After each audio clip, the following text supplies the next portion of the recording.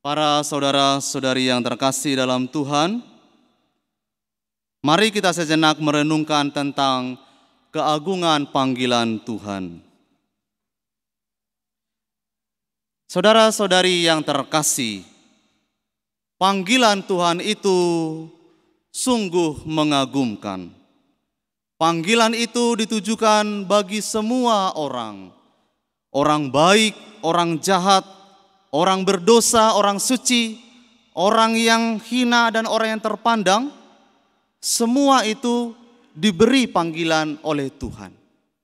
Orang-orang ini dipanggil oleh Tuhan supaya mereka itu menerima Tuhan dan mengikuti Dia.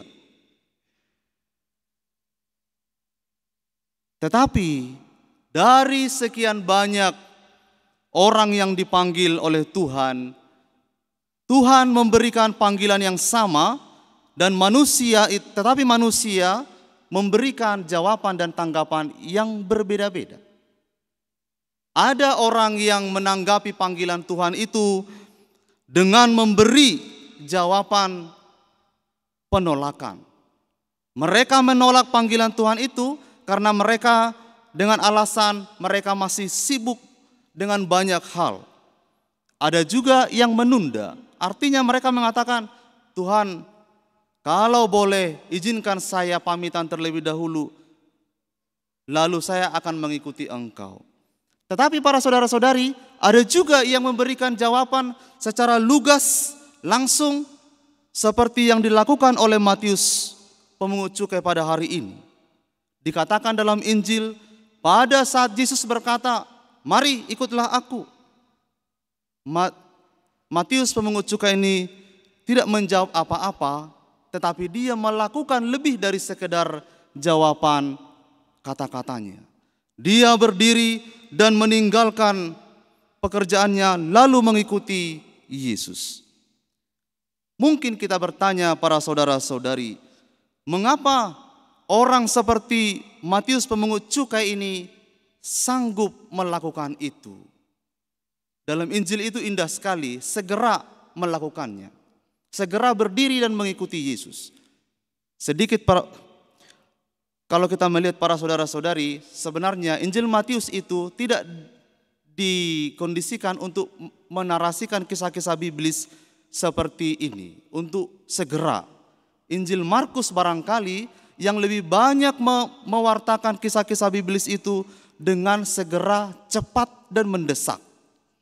Biasanya Injil Matius lebih mewartakan tentang Yesus dengan bahasa yang lebih eksplisit, menjelaskan. Tapi dalam peristiwa ini, penginjil Matius menuliskan segera berdiri lalu mengikuti Yesus. Ada satu penekanan aksentuasi yang mau ditekankan di sini, ialah bahwa ketika Yesus memanggil Matius ini, dia memang langsung tergerak untuk mengikuti Yesus. Mengapa dia melakukan itu? Kalau kita merenungkan para saudara-saudari, ada satu hal menarik di balik sikap Matius ini.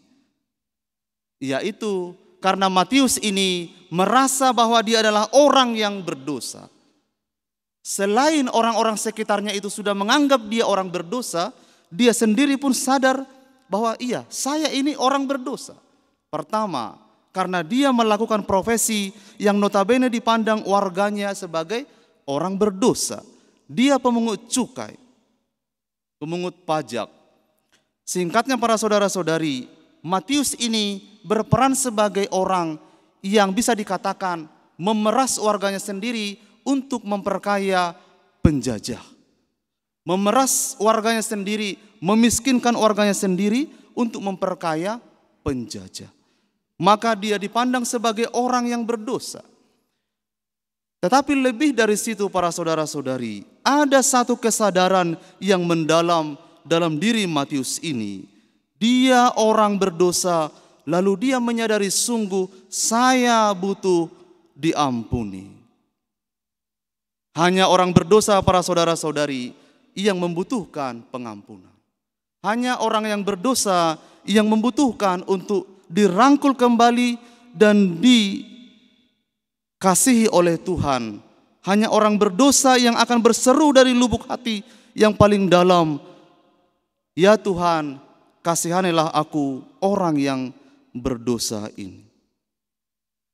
Saudara-saudari yang terkasih, semakin manusia itu merasa diri tidak berdosa, maka dia akan semakin angkuh, sombong, hatinya tertutup pada panggilan Tuhan. Maka dia akan tetap hidup dalam dosanya dan dia akan binasa oleh dosa-dosanya. Yesus kita imani sebagai wajah Allah yang penuh belas kasih. Yesus adalah tabib untuk orang sakit, orang yang terbelenggu dalam dosa. Yesus itu lebih rindu untuk orang yang bertobat, lebih rindu pada orang yang membutuhkan pengampunan daripada orang-orang yang sekedar mempersembahkan kurban bakaran.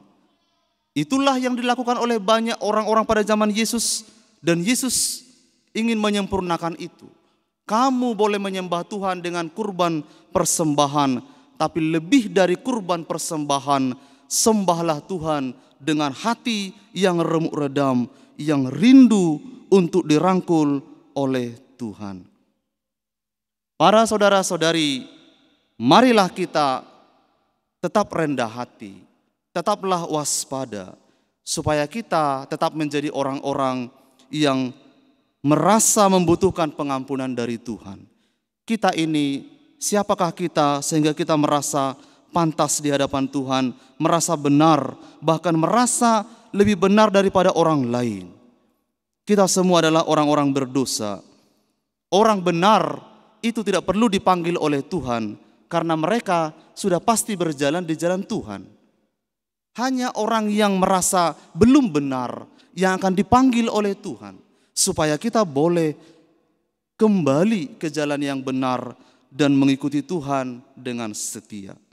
Saudara-saudari yang terkasih, ada hati yang terbuka untuk kita, maka mari kita datang menyembah hati itu, yaitu hati Yesus yang Maha Kudus. Tuhan memberkati